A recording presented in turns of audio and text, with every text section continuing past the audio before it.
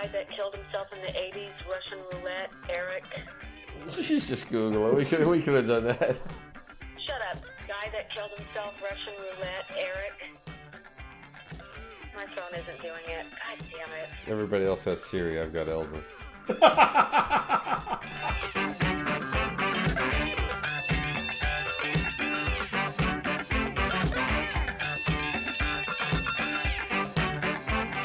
Hello, everybody. Welcome back to another episode of City's Blood Podcast. I'm Phil DeSaro. I'm Alexis Zarefko.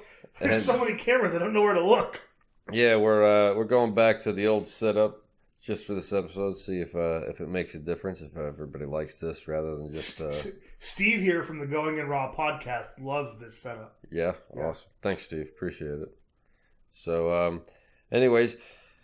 We did an episode, 2 weeks ago? We were driving around in the car for a while. That was a lot of fun. I had to take a week off because I was still terrified from that car ride. That is a wild ride for such a slow ride. Right? Yeah. My grip got really good holding on. I've got to put seatbelts in that thing. That was my top priority until the engine blew and I had to rebuild that. So you had to spend $1 bazillion on the engine and the transmission and what a nightmare that was. I want to talk about a story of murder. That car has murdered my wallet so far. Phil's wallet is R.I.P. Yeah, that sucker's dead now. But you got a new pet. I do. I got Lucky here. It's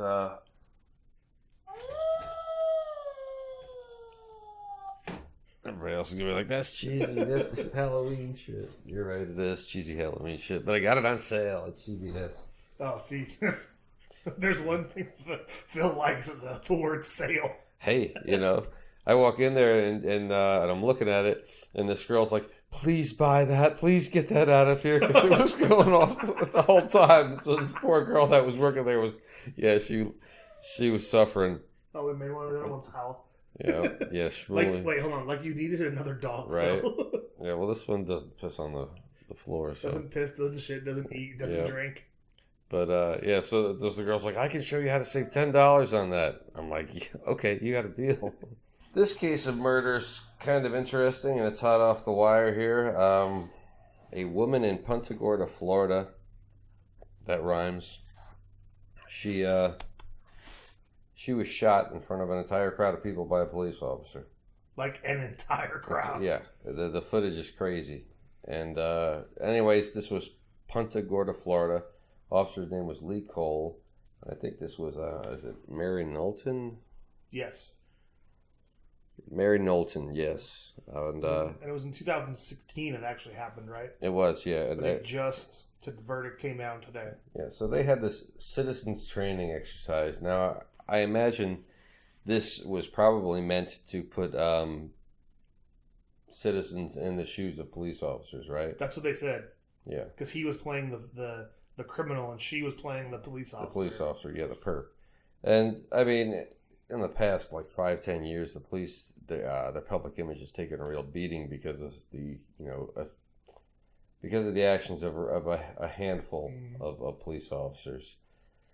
And so anyway, I imagine this was one of those PR type programs that they dreamt up to say, you know what, let's get the community back on our side. Unfortunately, if you look at the crowd of people, it's like the only people that show up there anyway are white older people. So, which really wasn't the demographic they were having a problem with. The police department, that is, I really want to look up the demographics in Pentagoma, Florida. Punta Gorda. It's most of Florida's a retirement community, but that one in particularly. So anyways, he plays the perp. He comes around. He thinks he has blanks in this weapon, and he unloads 4 shots in this 73-year-old woman's chest in front of a crowd of people. Yeah. I mean, what the... I can't imagine standing there in the crowd and watching this and seeing this woman, take 4 shots and then drop. You had at some point think that, this is a setup. At first, yeah. I mean, but holy shit. I don't know how I would react. I mean, that's one of those... There ain't no CPR going to save you with 4 rounds in your chest. And I'm pretty sure if he's an officer, he's fairly trained how to put those bullets in a small little pattern. That's what I mean. That's how fast he must have got them off, because you think about it, you would think she would have fell after the first shot, right? No, so he was like speed shooting, you know, 1, 2, 3, 4. Because honestly, if he had waited a second, then one shot to the chest is going to drop anybody, especially a 73-year-old woman. And she was not a big woman. You know, She was tiny. Tiny little woman. It's terrible. Just imagine your grandmother, and that's probably what that woman look like. Now, apparently, a lot of people in charge have resigned. You know, they said everyone but a lieutenant had been fired. Yeah, that was on the higher ups of that department. Yeah, so it's fired or resigned. Kind of cleaned house. However, there's no apology so far from the officer. The officer or the department. And he just got off with probation, right? 10 years probation. 10 years probation. So he's no longer a police officer, and which is pretty big. But he's also not going to do any time in jail. I can kind of see why. I mean, this was an accident, but at the same time, the negligence. And that was the thing there, like the infighting of the departments, saying that they were all kind of blaming each other for the lack of who had the rounds and the weapon and all that stuff. So it reminds me of Brandon Lee.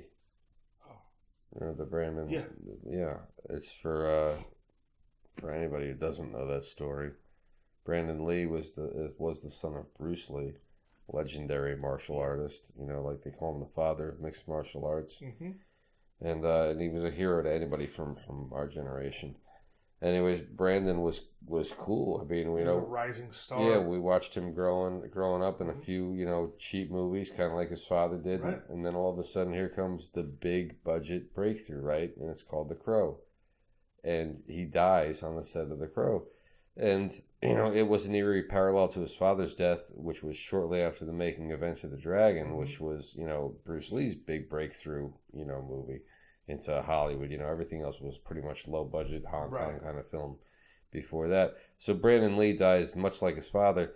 However, instead of a weird medication type, mishap, which I think Bruce supposedly had died from, there's a lot of mystery with that still. His son died from being shot during a scene in the movie. Right. When there actually were blanks used. But the way that one happened, from what I heard, is that they actually did these shots where they did such extreme close-ups you could see like the rounds in the barrel. And so they wanted these rounds to have, a thing, but not have a load behind it. And so apparently they had some of those like that and actually fired at least one of them like that. And the round got lodged in the barrel. So it was in the barrel. Then what happened was the next shot, they didn't clear the barrel. They reloaded it with regular blanks, but the blanks had like a full load. Right. Just about. And that full load behind a round that was already inside the barrel, killed Brandon Lee. I remember there being something weird with the blanks. That's how he died. Again, it's negligence. I mean, that's the same as I don't remember what the guy's name was, but there was an actor. There was a TV show in the 80s, early 80s. I want to say it was called like Cover Up or Cover Girl, and they were supposed to be like him and another girl were supposed to be like fashion models, but they were spies. And he on set was like, "Oh, I'm gonna kill myself." I know what you're saying, yeah. And he it was one of those things like he shot himself from right here when normally it wouldn't do anything. Yeah. But the loads were too much. And it killed him on set. I know exactly what you're talking. I want to say it was an NBC show. Elza would know exactly the show because the guy was like a heartthrob, right? Yeah. Yeah, so this was an early 80s sex symbol. It had to have been the mid-'80s because I remember it. So probably like 85, 86. I think you'd be surprised how early this one was because I'm having memories that this may have been earlier. The guy died. They ended the show. The show was just like kaput after that. that I think was a Russian roulette scene they were shooting on the show. Something, yeah, it was. But I think he did it not. I don't think he did it on camera. I think he did it off, like they were messing around. You're gonna call Elsa right now? Well, she'll know who the guy's name is. I guarantee you she knows, because that was a big story during that time. So you have to tell her we're on camera. Okay. It's like radio. I have to flip that thing over so we can see that the thing's recording. I'll do it later on the phone. Jared and I are on the podcast, and we're wondering, do you remember a TV? I know you know the answer to this. You remember a TV series in the early '80s where the guy died like on set, by shooting himself in the head or something? It was maybe like a Russian roulette scene. Were they like fashion models? The only one I know of was that beautiful guy that was on. He played Russian roulette with a gun, but it wasn't like captured on television. But I think it was during, like he said, on the set. Eric, what was his name? Oh my God, let me look it up. Do you remember the series? Yes. Guy that killed himself in the 80s, Russian roulette, Eric. She's just Google it. We could have done that. Shut up. Guy that killed himself, Russian roulette, Eric. My phone isn't doing it. God damn it. Everybody else has Siri. I've got Elsa.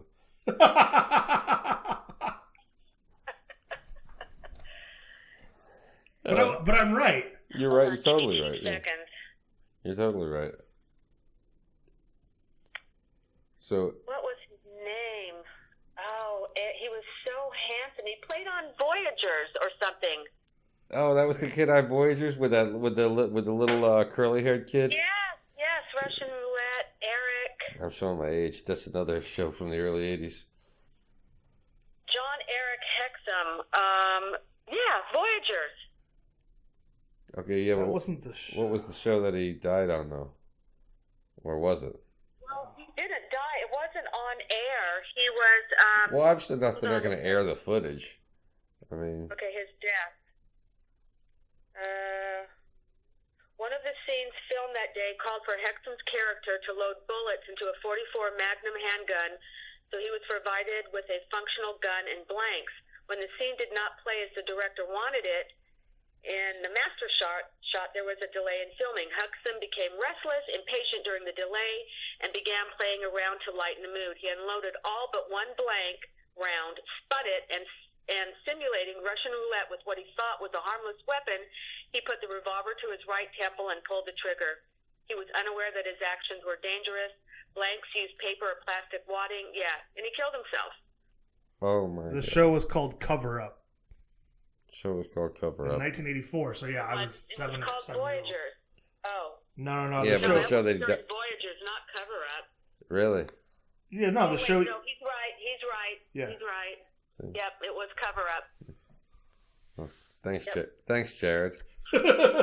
I need to get Elsa fixed. My Elsa's not working. Who do I call for that? Well, at least I got Eric right. That's and true. got you guys on the right path. Yes. Shit.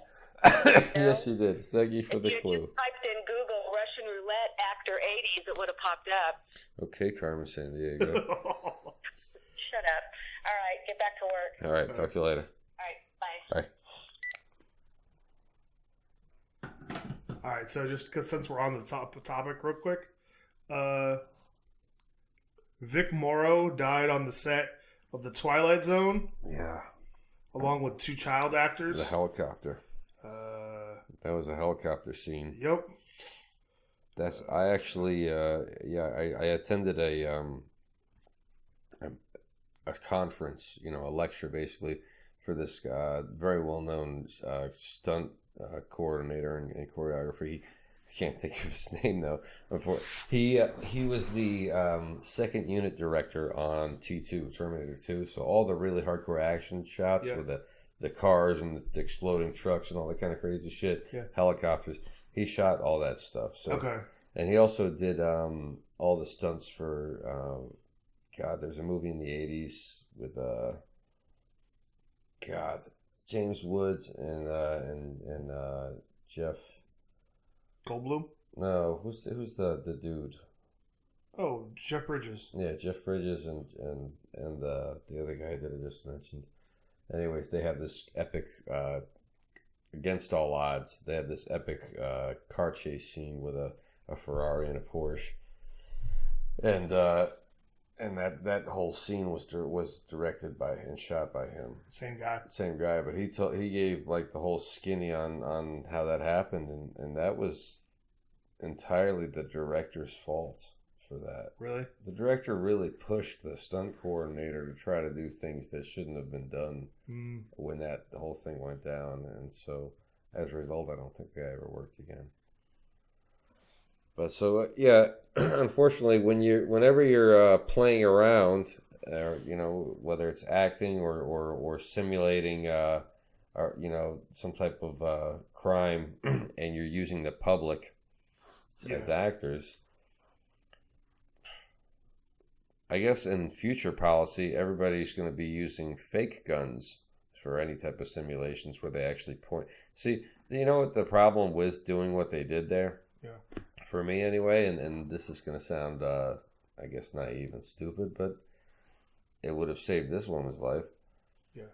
You know the golden rule of marksmanship, of guns, Yeah.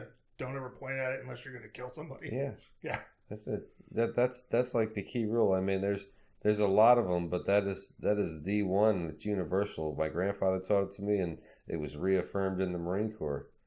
Keep your finger straight and off the trigger, and your weapon pointed away from anything you do not intend to shoot. Mm-hmm. And so you're using a real weapon, even with blanks, and we simulate. Here's the thing: we simulated that kind of shit too when we were in the Marine Corps. However, our weapons had flash suppressors on them when we did it, and a flash suppressor is basically this red little square box that you put on top of the barrel, and it goes around the top of the barrel, and you screw it in, and this screw goes into the end of the barrel where the thing is, and it suppresses the flash from the blanks. Okay. So even if we are pointing these things at each other, not only do we know we've got blanks, but we've got something on front of it that will make it explode in our own faces before we kill somebody else. Right. But no. All right, so I just want to go through this real quick. I found it intriguing. These are people who died on set. There's a whole list of them. Well, this is like the 12 big ones. So it was Vic Morrow, Brandon Lee, John Ritter. Oh yeah, heart attack though, right? Yeah, these not just shootings. Tyrone Power, Red Fox. How'd Tyrone Power die on heart set? Attack. Red Fox was a heart attack as well. Okay. Roy Kinnear. That must be. Is he Greg Kinnear's father? No, this guy's British.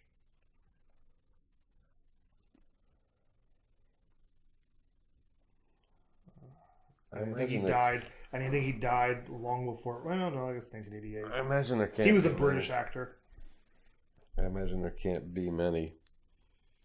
However, that police shooting was 2016. There's a more recent one that's grabbing the headlines that the police in Texas are just throwing themselves on the mercy of the public for. Well, I mean.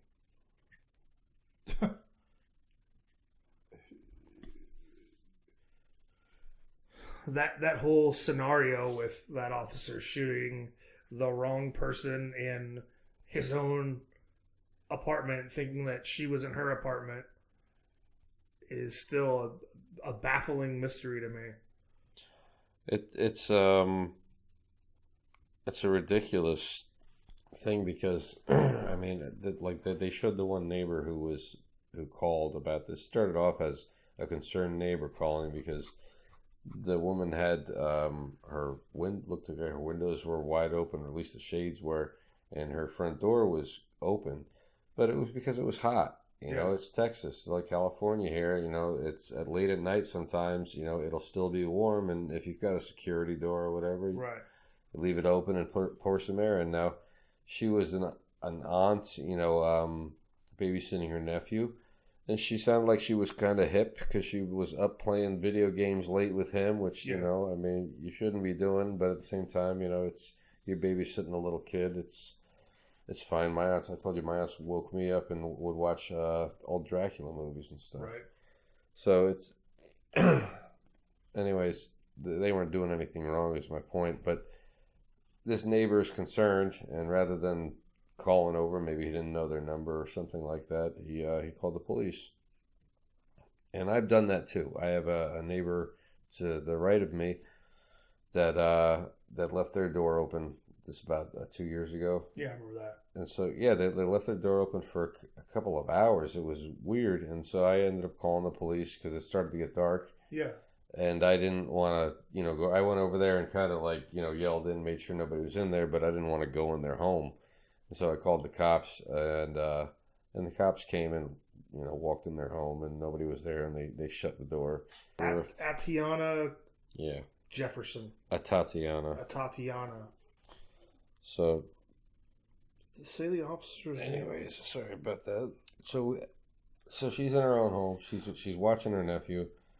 It's a a neighbor sees that he didn't see anybody in there. They must have been back bedroom, but he sees a door open. It's late at night. He calls the police to do a welfare check. Like I said, I did the same thing with my neighbors. Right. And luckily nothing this tragic happened. Since then, I've gotten my other neighbors' numbers, and now I just call them. Like, my neighbor left their car open for a while, and now I just called and sent her a text. Hey, you know, you left your car open. And that's cool. You should always have your neighbors' numbers just in case, you know, things like that happen. This cop, though, instead of going to the front door, which, I mean, when the police came here, that's what they just went to the front door. Mm-hmm. The door was open. I went out there and greeted them. I said, you know, nobody's in there, whatever. They walked to the front door. It was no big deal. This cop walks around to, like, the bedroom window, which, you know, to me doesn't seem like the first place you would start, right? Right. So, but he goes to the bedroom window. He doesn't identify himself as a police officer. He obviously saw her in there. And she saw him. Her nephew said that she saw somebody and grabbed her weapon, which is absolutely her right to defend herself. So he didn't identify himself, and that was a pretty quick shot. I guess anybody can second guess somebody, but I think he probably should have started by knocking on the front door. Yeah. You know, so that seems logical. You could kind of take cover. And certainly you'd hear if somebody was moving around or jumping out a window or something like that. But yeah, I don't know. That was a pretty quick shoot. It was.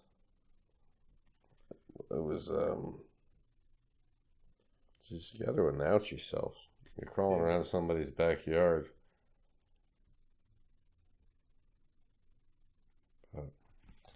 So anyways, that's all over the news, and that police officer has resigned, and if he didn't resign, the chief of police said he would have fired him. And he'll be facing charges, I'm sure, soon. I don't know. They're saying that she did point the gun. Yeah. She pointed the gun at the window. Yeah, but that doesn't matter because he didn't say that he was a cop. Yeah. Oh, no. He's been charged with murder. Exactly. So I'm looking at the ABC 13. He got charged Monday the 14th. Sometime that. Oh, at 2:25 a.m. Oh wait. Oh no, that's when he shot her. Yeah. So But he has been charged with murder as of the 14th. Yeah. So was that 2 days ago as of this recording? I don't know what. I think it's the 16th. Yeah. So he got charged 2 days ago. That brain fart or failure to identify himself. I mean, just cost her life. It cost him his life, basically. His career. He's gonna go to jail for that. He's gonna. And jail's not good for cops. No. He's gonna spend 24 hours a day, Yeah. 23 hours, 23 and a half hours a day in solitary confinement. Yep. And yeah, terrible stuff. There was speaking on local news here, we're very close to Roseville, California. For anybody who's familiar with Sacramento, Roseville's kind of a bedroom community, I guess you'd say. I mean, it's pretty populated. Yeah. It's densely populated. No, not as densely populated as Sacramento. No. But it's there's a lot of high tech companies out there, and There's a lot of tech out there. and so that's where that community basically started to grow from. Originally, it was just a rail stop. Yep. It was one of the largest rail yards on the West Coast. I think it still is. Yeah. So otherwise, Roseville prior to this was at most infamous for some bombs that went off in the 70s, right? Yep. And that rail yard. But 77? yeah, I'm not sure of the date on that one, but we can definitely confirm it. So now they have something else that's more grisly than just some bombs going off in a rail yard. We have an Indian man, not Native American, but of Indian descent. He's 73 was the bombs. 73. Wow, year I was born. So he's killed. I didn't mean to laugh at that. He's killed 4 family members, and one of them he kept in the car with him when he turned himself in. Is it Mount Shasta? Yeah, see, that's what I was going to ask you. I didn't know where he turned himself in at. Yeah, I want to say Mount Shasta, which is about an hour from Roseville. Oh, no, it's from Roseville. 2 it's hours? about 2.5 hours. Okay, so yeah, it's a good distance. He turned himself in up there with one body in the trunk. Apparently, the timeline goes that when did he turn himself in? Was it Monday? When did I send you that message? I think it was Monday he turned himself in. Monday or Tuesday. Anyways, so this past Monday, the Monday before that, he killed 1 or 2 of his family members in his home there in Roseville. And then Tuesday. Okay, so he turned himself in Tuesday. So he turned himself in, I think, like exactly 7 days after the first person he killed. Yeah. First family member. They're not releasing the family members' names yet. I don't believe they released the ages. They haven't released how he's killed them. They haven't released whether they found a gun on the premises. At this point in time, when we're recording this, there's not much information other than all except for the guy's name, which is Shankar. You're gonna get it before I do. Yeah, I'm the worst with the names. It's they just had it in there. Man kills 4 people in Roseville. Here are some matching videos. Yeah, Mount Shasta is where he brought him to. It's where's this guy's name? I have his first name right, I'm pretty sure. Yeah, Shankar Hanggood. And he's 53 years old. And anyway, so yeah, the bodies had been in that apartment for a week. A whole week. And it's not that cold here in California yet. It's also not that hot at that point. Yes, but either way, you've got a week full of decomposition. So apparently when after the police did respond, the hazmat suits came out right away. Oh, I could only imagine. Yeah, this is kind of shocking to, what's relatively a small community. Honestly, it's a bit of a snotty community. It's a very wealthy community too. There's a lot of money there in Roseville. A lot of old money in Roseville. Yeah. A lot of new money, but there's a lot of old money too.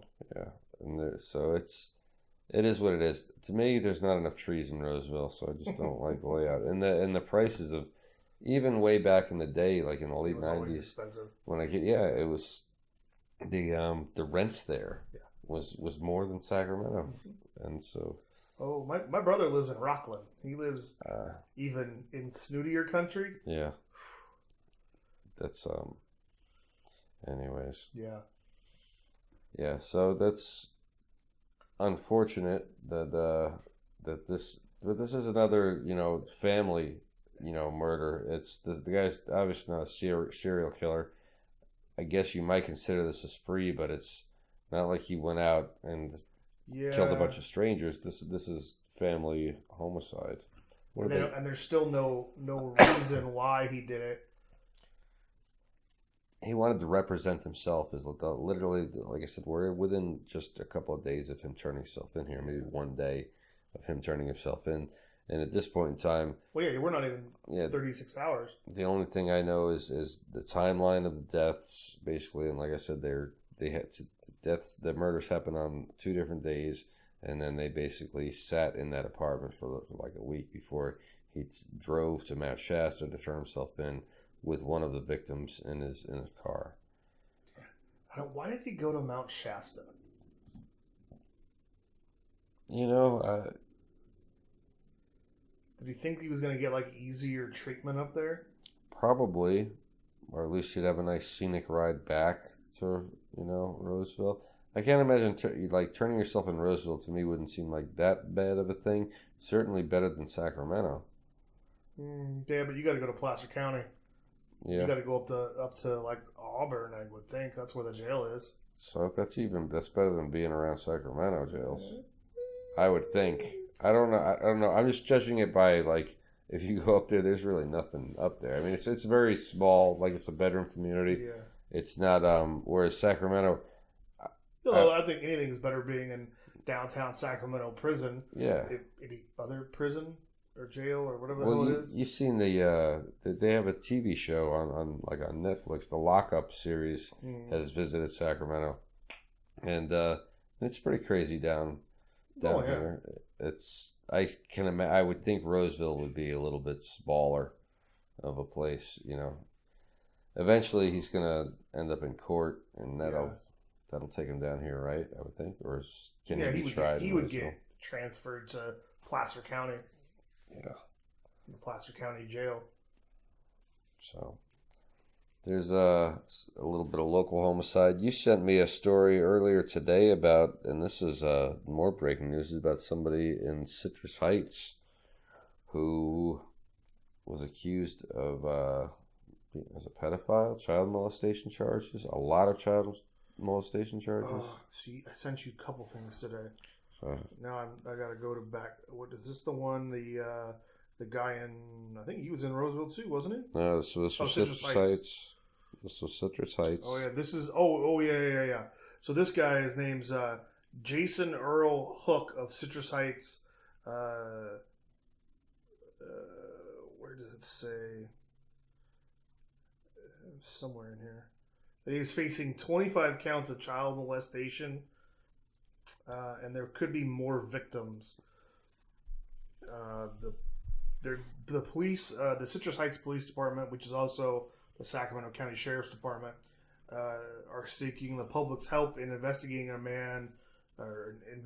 Jason Earl Hook of Citrus Heights, who was identified following an investigation into child molestation last month. Police said in an interview Tuesday, several of their victims were identified during the investigation. The investigators discovered both male and female victims who range from 8 to 17. God, I can't read. According to the police, Hook was familiar with all of his victims, which included friends of family members who would visit him at his residence. Some of the incidents occurred as far back as 2008. All happened in Citrus Heights. Great. He was arrested on September 27th, so about 4 weeks ago. This, I just watched something recently. You know who Stephen Collins is? I know the name for some reason. He was the dad on Seventh Heaven. Oh, yeah, he got accused of child porn. Yeah, not child porn, or at least not the little interview I watched with him was crazy, to think. But this guy was forced to come out in public and kind of, spill the beans on this because he had taken couples counseling with his wife. who was married to, like, I think 29 years Mm-hmm. type thing. And so they took couples counseling together, and she recorded one of the sessions. And she said, basically, you're going to sign this divorce settlement or I'm going to release this stuff. And she released it, although she denies it. I mean, who else would have? Mm-hmm. But not that I feel bad for the guy, but it's a weird thing. He talks about having touched, I guess, a family member, cousins, maybe, I don't know, niece, something like this, when he was in like 1973, right? So he's 25 years old at the time. Apparently there's this 10-year-old girl that is a relative of some sorts, and he, at one point in time when they were alone together watching TV, he like took her hand and put it on his, private area. And that's it. And then they took it off, and he felt awkward, and supposedly, that was it. Then the next time was like in the 90s or some shit that happened where he like exposed himself to some teenage girls or something. And supposedly nothing since then. Yeah. Right? But those are the two things that he did admit to in that couples therapy session, and that's also what he admitted to on the interview that I watched. But and he said, they asked him, why do you think you did that kind of thing? How do you know you'll never do it again? That blah, blah, blah. And he said, as to why he thinks, he doesn't know for sure, but he says he thinks because he had an older woman, an adult woman, expose herself to him several times through his childhood kind of thing. And I guess that's possible. He also said, he was like lack of impulse control, all those other things. As far as the lack of impulse control goes, I think you got a bigger problem than impulse control if the thought of whipping your dick out and like exposing yourself to some teenager or grabbing some 10-year-old girl's hand and putting it on your private areas even pops into your head. Yeah. I mean, self-control is great. Oh, you thought about it, but you didn't do it. But it's kind of fucked up that you thought about it. Right. I mean, that's not a normal... I don't think so, anyway. I mean, I don't think that's a normal thought. It's... Yeah. There's nothing... That's just disgusting to me. Weird. I go with weird. Yeah. There's been a lot of documentaries on pedophilia, mostly from the male type thing, where it's like Chicken Hawk and things like that. I think what's more interesting to me is the females, the older females who, and not even just with boys, but older females that are sexual predators. Mm-hmm. Because in our society, and we've talked about this, I know we have on another episode many times. I already know what you're gonna say. Yeah, that it's just it's one of those program things where you just don't think that. Nobody thinks that. Everybody thinks that it's always the man, and I think we've reported since we've done this podcast on more teachers that were women than teachers that were men. Yeah. And I guess before we move on to another local Sacramento thing, it didn't happen at the high school. But there was a shooting around the lockdown, San Juan High School, and they had to lock the school down until about 3:35. I saw some footage about that. Some parents really freaked out. Luckily, it wasn't at the high school. It was just near the high school, and they were basically doing it as a precaution to make sure none of the kids were hurt. Yeah, they said the gunman shot and then headed towards the high school or something. Drove towards it or something, went in that direction. But they didn't take any chances. But the reaction of the parents they were showing was pretty heavy duty. The police either weren't doing a good job of communicating with these parents, or these parents were just are just very sensitive to this kind of thing. I mean, it has happened a lot this year in 2019, and it's been happening too often, to be honest with you, ever since Columbine, to be honest with you. I'm sure there were other shootings before Columbine. I know of the one, I Don't Like Mondays shooting in the 70s where that young girl, I think... But there weren't a lot between that and Columbine, but then it seems like from Columbine till now. And that's the thing. That's the thing I think you're kind of wrong on. I mean, we talked about that, and I remember we looked it up, and I think there has been like something like 10 school shootings a year since like the first one was recorded was a Canadian school in like 1887. So it's been for every year for over 100 years. Wow. Yeah. We might have to look that up and do a whole other episode on that one. I think, and it's one of those things, like I remember, the one I remember was the one that was in, I want to say Yuba City in like 87. There's been a ton. Yeah. I think it's one of those things where there's just so many, like not that I forgot, but somebody brought up Sandy Hook the other day. Oh yeah. And I was like, oh yeah, I kind of forgot about that. And that's what's disgusting about Sandy Hook. Or like Virginia Tech, there was the one that happened at Virginia Tech. A lot of people don't think about that one. That was handguns. Yeah. That wasn't even like an AR. That was just a guy with 2 of them. I think he had 2 handguns. And I think it was over 10. Maybe it was like 30 people. Was it that many? I don't remember. It was a lot. The details are so... They all run together. It's like... We were kind of talking about wrestling stuff earlier. That's how numb we are to this kind of shit in the United States. You're right. I just kind of go, I think that's what happened. Like, I was talking to somebody else at a show, and we were talking about our subject. And I don't remember what the guys from Columbine's names were. They're not important. Oh, Dennis Klebold, and what the hell's the other guy's name? But I called them something else because they all just ran together. Yeah. And then we both kind of were like, wait, that's the wrong guys. Wrong guys. But another shooter, probably. The shooters. So here's one I don't think we ever heard about. And I think I sent you this story. And this is an older story, but it just kind of got released. You remember, or you know who Debbie Harry is, right? Yeah, the Andrew Cunanan thing. Yeah, that Andrew Cunanan had a list of people he was going to kill, and she's one of them. And she actually says that she remembers speaking with him. Wow. So, yeah, she was... Anybody who doesn't remember that, Andrew Cunanan is the guy who killed Johnny Versace. Yeah, Versace. He was I almost said crazy gay serial killer that like went on a rampage killing... for money mostly, he'd people steal people's cars, their, money, kill them. But his ultimate goal was to be famous. Yeah. And he thought he could be famous by killing somebody famous. And the person he set out to kill was Johnny Versace, and he got him. Yep. Much like, was it Chapman that got John Lennon? Mm-hmm. Same thing. He wanted to be famous.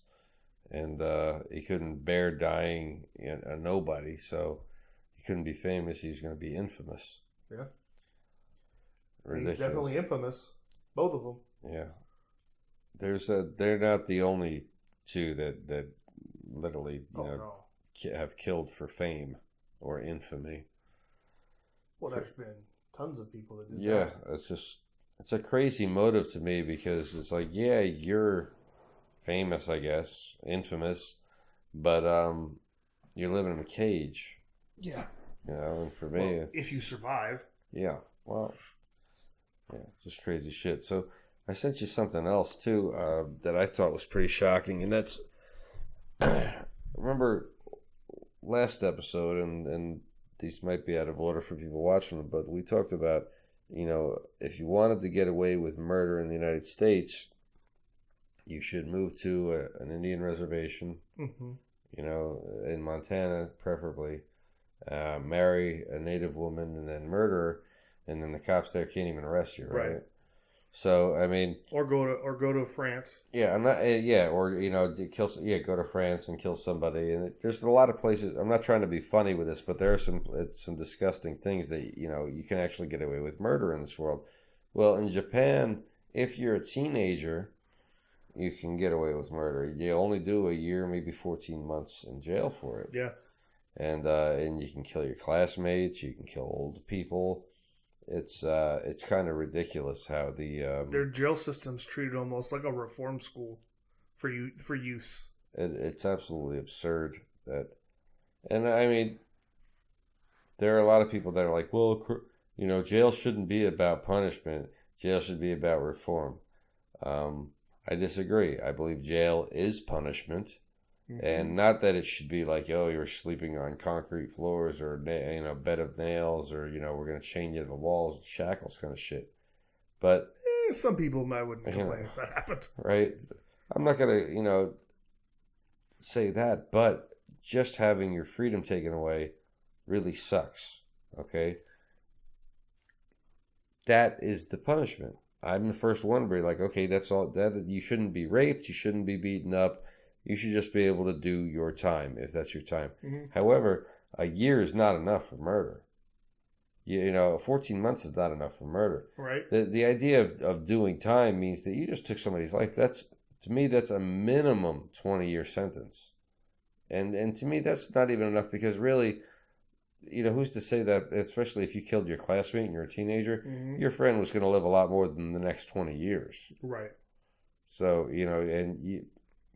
no way. And it's way too lenient on these kids. And apparently they're trying to toughen it up now. But that doesn't help the kids, the crimes that have already happened. Right. These watching the parents talk about the one boy who got killed. I don't remember what his name is. But man, that was sad.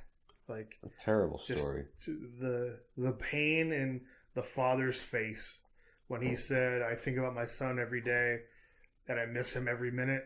I was just like, okay, I'm not crying. You send your kids to school, and you don't send them to school to die. Whether it be school shootings, or whether it be a classmate coming in, or a bunch of classmates ganging up on one kid, like in that situation. It's just absurd. There's got to be something wrong or broken. I mean, either that, or we need to do some more research and see if this happened as often. It seems to me like it hasn't, because they were making a big deal about it in Japan. Japan, normally a very well disciplined and polite society. However, there's also violence. Just like everybody's society. I mean, that's the home of the samurai. So, well, and it's also the home of the Yakuza. Yeah. And there are. Well, that was the other thing in this thing they were talking about. The Yakuza that over there have this these open wars basically on the street. And they're like literally sponsoring these gangs, these like junior gangs of kids who are going up and beating the hell out of each other and killing each other, beating each other to death. And then the gang, the Yakuza picks the toughest of these kids to become members. Right. Well, and I think, and that's the thing too, is just like in the, probably even till today in the gangs in New York, when you had the Rabisis and the, the whatevers, there's not just the Yakuza. No. Japan has their own mafia. I thought Yakuza was kind of like a general term for Japanese mafia, kind of like the mob is a generalized term. I think the Yakuza is its own. Was its own branch? Yeah. There's like branch. It's just like, somebody does this and somebody does that in said gang. But the Yakuza is the big crime family. Yeah. Crime, whatever you want to call it. Yeah. I have to look that up. And that's what I always thought. Yeah, it's because, in the United States, everybody calls it the mob or the mafia or La Cosa Nostra, that kind of shit. And, but the reality is there's different families. Right. Well, there's different families. So, and even amongst, and that's just the Italian mob we're talking about now. In the United States, you see, this is the great melting pot. So we've had the Irish mob, which really, had seen better years. They were, I guess, what's the guy who just was killed in prison? Oh, Whitey Bulger. Yeah, so I think that was the end of the Irish mob, although who knows. You're right. Yakuza is basically the mafia or the mob. And then there's said families inside said. Well, it's true. You gotta remember that New York was founded on the Jewish mafia. That was the original mafia. Was the Jewish? Long before the Italians was the Jews. Really? Yeah. Well, I know the Irish were there before the Italians. Oh yeah. I mean, that's... They went from the gang members to being the cops. Yeah, you know? the Jewish Mafia was the original crime lords of New York. What would they called? They have a name? I don't know. Probably. Yeah. I just remember that was... In Hollywood, the Italians get all the attention. Yeah. You know, from ever since The Godfather. Oh, I think even before then. You know about the Untouchables. Yeah, that's true. Yeah, the Untouchables. Ever since Al Capone, right? Yeah. So yeah. So the Italians were always given credit, but you know, there's the Russian mob. There's you know the like I said, the Jewish mob may not be as big as it was 120 years ago, but they were big. What's interesting is the Hasidic Jews in Lakewood, New Jersey, and now in Toms River, New Jersey. Yeah. I'm sure they have their own mob, but they contract. Oh yeah. Do you know what I mean? And so what they do is they've got an agreement with the Bloods, and doesn't surprise me. So if anybody messes with them, you know, what do you call it? The Bloods pay a visit. Yeah. You know, they might still do the other thing. The other thing was, you know, literally 2-3 station wagons full of Hasidic Jews with curls and caps would come out with baseball bats and, like, you know, take a whole family out of the house and beat the shit out of them if you crossed them. It was they're used to being picked on. Yeah. So they stick together and they can be pretty fierce, and they didn't mess around in Jersey. That's as with any group, you know, you go into any neighborhood that's not your own, you know, around here you get your ass kicked, you go into the wrong street. But that's any kind of they urban neighborhood. It's so crazy. There was a story recently. I don't have the names on this one, but it was about an African American kid who, you know, was beaten severely. He wasn't killed, but he did, you know, I think he had that bunch of surgeries and shit. He got the shit beat the hell out of him, running through a Jewish neighborhood, and he wasn't like. What happened was they have their own like little, you know, Jewish police force within New York there that kind of works with the cops to police their own neighborhoods. And they got the word, you know, that somebody was in the neighborhood, you know, an African American was in the neighborhood and was like breaking in cars or something. This wasn't that kid. This kid happened to be driving through there with like a friend, and the friend and him were having an argument. I think the kid might have been gay, and they were having a breakup thing, and he basically got kicked out of a car in the wrong neighborhood. And so all of a sudden he's on the street, and they're looking for somebody to punish. Yeah, and they you know nearly killed him. So it's and like I said, there's a lot of places in the world and a lot of places in this country where you're going to run into that kind of shit. When we had the episode with Bruce about Alder Point, right? Oh, yeah. He talked about turning down the wrong road, and here's a guy on a motorcycle with a shotgun. Right. You know, so it's yeah, I'm not surprised by any of it, anyways. So we covered what? Two police shootings, 2 women who were killed by police.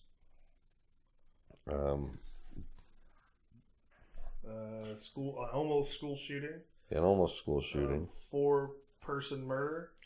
Yeah, quadruple homicide in Roseville. You can tell California. I can really talk and think today. And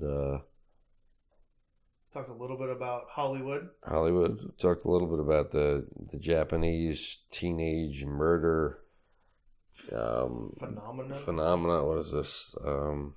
Epidemic. Yeah, epidemic. There you go. That's going on right now.